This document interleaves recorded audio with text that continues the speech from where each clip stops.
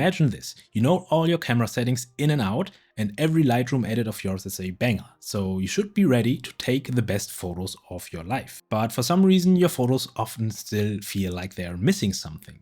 And that's because you're still missing something. Probably the most important thing in photography.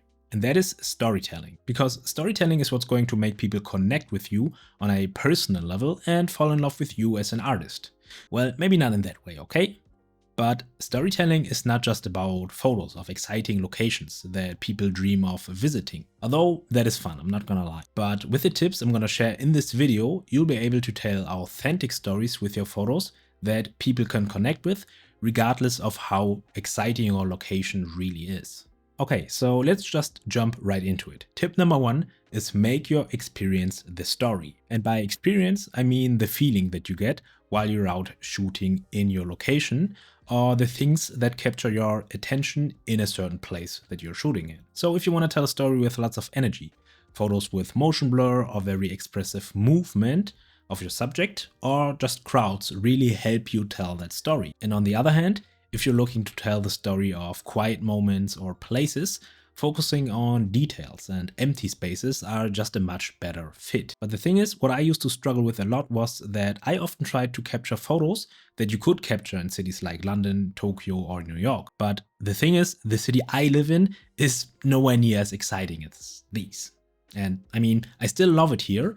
It's just that my city has different kinds of stories to offer when it comes to photography. So you have to find a balance between the story you want to tell and what your location has to offer you. So to show you how I do that in the field, I'm going to take you on a photo walk that I did last Sunday. And it was a sunny day, but it was pretty cold, so there weren't going to be too many people outside.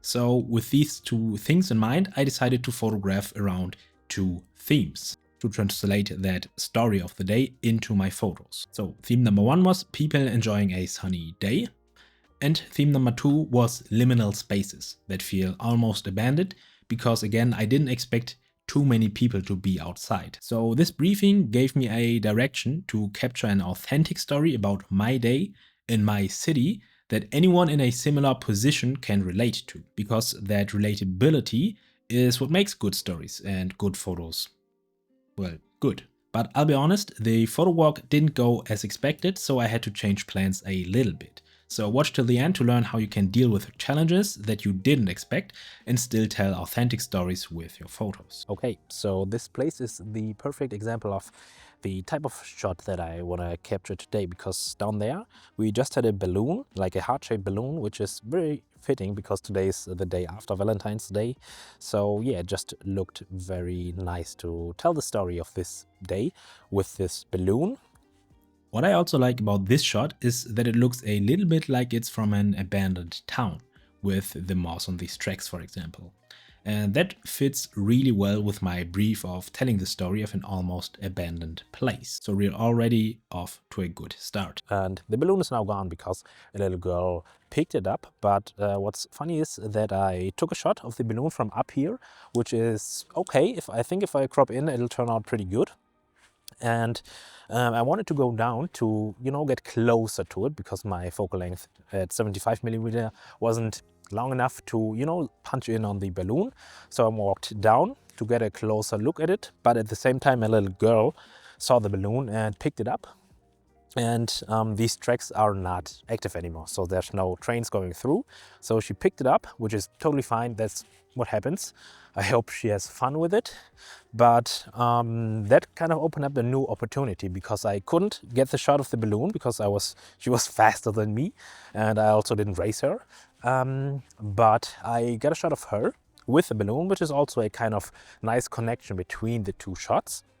And luckily, as I took the photo, that was very, very spontaneous.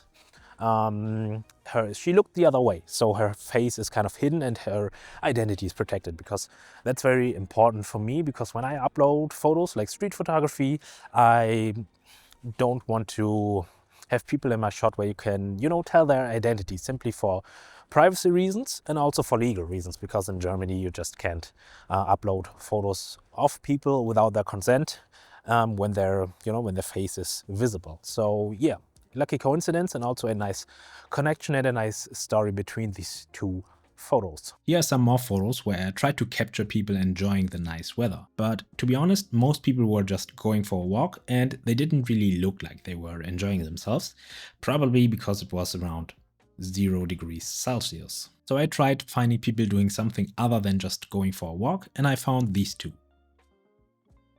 And after capturing these two, I took a much needed coffee break and decided to change plans, because there were even less people outside than I initially expected. So instead of trying to find people enjoying the weather, I focused on documenting my day in a town that felt almost empty. So I ended up with a set of photos that almost feel like they are from an abandoned city, which at least fits the second part of my briefing. Alright, so I found this spot here, and I like the leading lines this shadow is forming. So this, yeah, you can pretty much see it. I firstly felt like this was a pretty ugly area just because of these construction area signs or fences.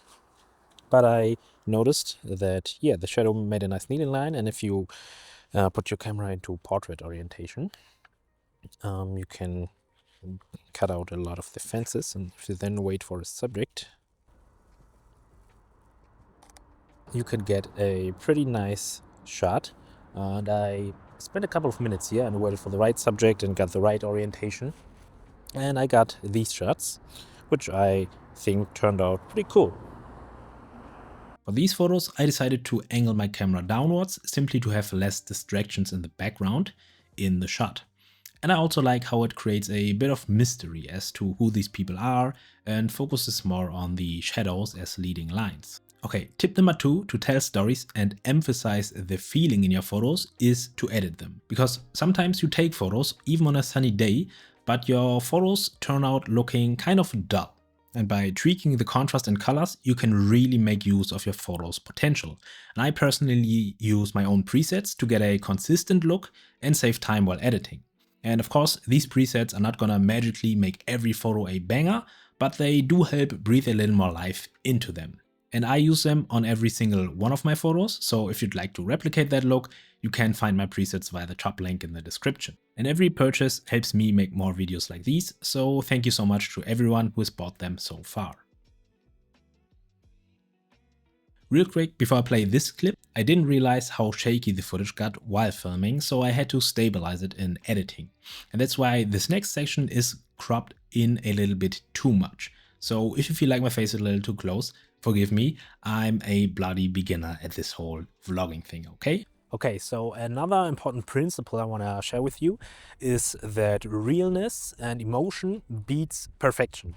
And that is very important because as photographer, it's super easy to just think, oh, I missed this shot and I missed the perfect shot or the perfect opportunity to, get a nice shot that would really impress people. And that just happened to me. So I came down this road and I noticed this, what is called sports ground. And I just saw a couple of people leaving the sports ground. So there's no one here anymore. And I thought to myself, damn, I would have loved to, capture these people in action because they would have really looked like they were enjoying the weather. Because that was one of the briefs I gave myself, to capture people that looked like they were enjoying the day. And I just missed that. And I felt like, well, damn, that's unfortunate. But I still came to this ground. And I figured I'd try to take some photos of this sports ground, even though now it looks very different and not exactly perfect, simply because it's still winter. So not usually the place you would go to, but that is the exact reason that I like these photos, simply because this place looks so different from what you would expect. So I took two photos, one of this hoop over there that just looked kind of interesting. It looks a little bit lost and a little bit eerie. I mean, honestly, now that I think about it, I'm not really sure why it's here. I mean, there's grass on the ground, so probably not the best place to play basketball. But anyway, took a photo of it and I made sure to have the hoop kind of framed within the white window in the background, just to make it just to create a little bit of contrast so you can see the hoop, because the area around it is pretty brown and it would be pretty difficult, you know, to have it visible. So that is one thing that looked pretty cool. But another thing that I like even more is this goal right here. Hold on, let me show you. Simply because we have these tire tracks on the ground that shouldn't be there, right? I mean, this is a, what do we call it? Soccer place, soccer ground. So I don't know why there was a car here, but apparently there was. And that kind of struck me as odd. So I took a photo of this goal and the tire tracks, simply because the combination of those two is really unusual. And that's kind of a nice way to find interesting photos, even in a place that looks otherwise really boring and pretty ugly, simply because, yeah, of the season of the year. So I had no people here, so I thought I missed the perfect opportunity, but I think this photo is much more interesting than having people in my shot that were kind of enjoying the weather. So I decided to, you know, only keep the goal and the tracks in the photo, and I decided to leave out the left side or left hand fence, simply because it's too bright and it would distract a little too much from the photo or from the goal, which is my subject. So I shot this, and at the end of the day, I feel like the two photos were nothing spectacular, but just had to make sure that my mic is on. They were nothing spectacular, but I still feel like they were nice photos that kind of still tell the story of this day, which is a Sunday that doesn't have a lot going on. And I mean, that is one of the briefs I gave myself. So I couldn't execute on the people enjoying the weather, but I could execute on, you know, telling the story of a slow Sunday where there's not a lot going on. And these two photos still look, yeah, somewhat interesting to me. Nothing fancy, but still, that is the reality I have. And again, that is the point. Realness over perfection, simply because that is much more, that makes your photos much more relatable, I feel like. And that's what I want when I say that I want people to connect with my photos, simply because that's all I have. That's all I can do, and that is all the story that I can tell. So it's no use to fuss about, you know, trying to capture the perfect story that is so super unique and super interesting. And instead try to focus on telling your story, which is a real story about what you experienced. So yeah, even if a place doesn't look too nice, you might still find something interesting about it, or something that is odd, because sometimes that is enough of a story. So yeah, keep that in mind. Realness and emotion over perfection every time, simply because in the age of AI, you know, it's so easy to create photos or things that look like photos. Let's say images. It's so easy to create images that, you know, feel perfect and that look like you've captured the perfect moment, but in reality they were just fabricated and there is very little soul in them. You know, I mean, there are certain use cases for AI for sure, but when it comes to photography and telling a story visually with photography, it's very important to put a little bit of your own soul into it. And things in moments like these are, I think, very good opportunities to express yourself and your own experiences, because that is something that people will connect with at the end of the day. And I don't think very many people connect with perfect photos. I think they can be amazed by them for sure, but at some point, especially now with AI, it becomes so easy to create perfect photos, perfect lighting, perfect composition, perfect moment even that you can describe, that it becomes such a commodity that it's at some point it won't be as amazing anymore, because it's just simply boring and everyone can do it. But, you know, finding beauty in the mundane and telling authentic stories is super important, at least for me, because that's how I connect with art and people.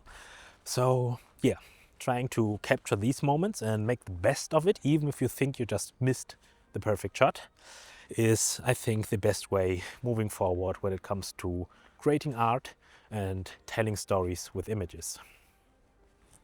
So the idea behind this exercise for storytelling is to practice, because the more you practice your storytelling with photos, even on boring days or in boring places, the better you'll become.